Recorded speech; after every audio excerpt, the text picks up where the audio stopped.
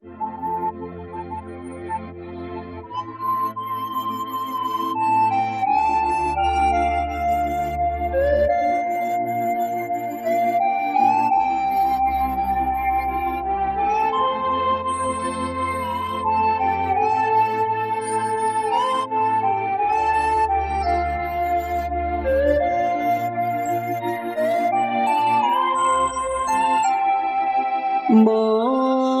ย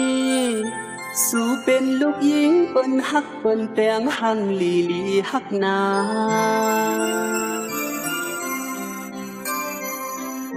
โมยสู่เป็นก็เฮาไลฮักไลแปลงกวนคำเนาเจ้าจับอยู่ตาสีตีเฮ็ดจึงฮือนั่งฮือเฮาปอมวยน้องตีฮักอีลูเฮาโมยสั่งเป็นไลเตะมังกำเข้าเป็นผ้าห่มสาวน้องโมยโมยปานอ่อนเพราะว่าจัดในไหลโดยส่วนหักกวยหือลมวนอยู่อำเกียวก็เขาหักสูอำโมจังหัดย้อนหักน้องมวยลูเป็นคือก็เย้าแลหูเจ้าปีหักสู่ในสังอำไหลเตนาเหินหอมปานอ่อนเพราะว่าสัตว์ในเฮาเอาเมตเฮ็ดเป็นเมาโลอบสายหักโลสังอันไหลอยู่ผมค้างมวยเตะเฮ็ดเศร้าดงอยู่ในเกี่ยงกวยยาวโมยหูเจ้าสู่น้องมวยนั้นทรงมีเมตตาตอนตาตีฮักปีโมย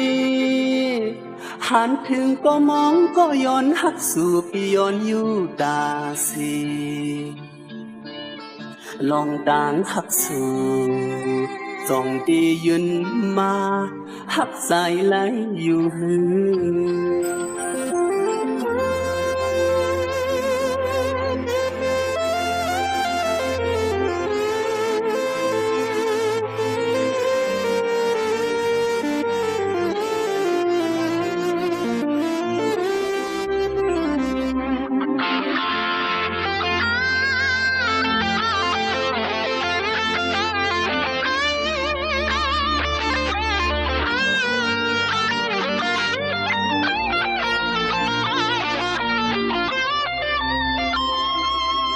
โม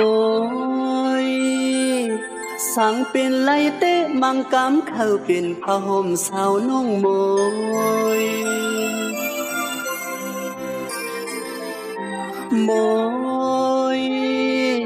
ปานอ่อนเพราะว่าจัดในไหลโดยส่วนหักกวยหือลมวนอยู่อำเกียว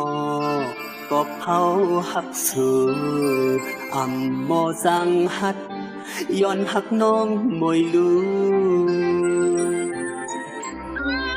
เป็นคือก็เย้าแลผู้เจ้าพี่หักสู่ในสังอำไหลเตนาเหินหอมปานอ่อนเพราะว่าสัตว์ในเฮาเอาเมตเฮ็ดเป็นเมาโลม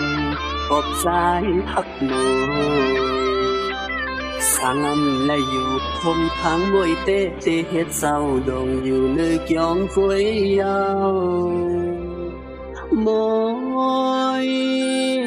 หูเจ้าสู่น้องมวยนั้นทรงมีเมตตาตอนตาตีฮักปีโมยหันถึงก็มองก็ย้อนหักสู่ปีย้อนอยู่ตาสีลองต่างหักสู่จ้องตียืนมาหักใจไหลอยู่หือ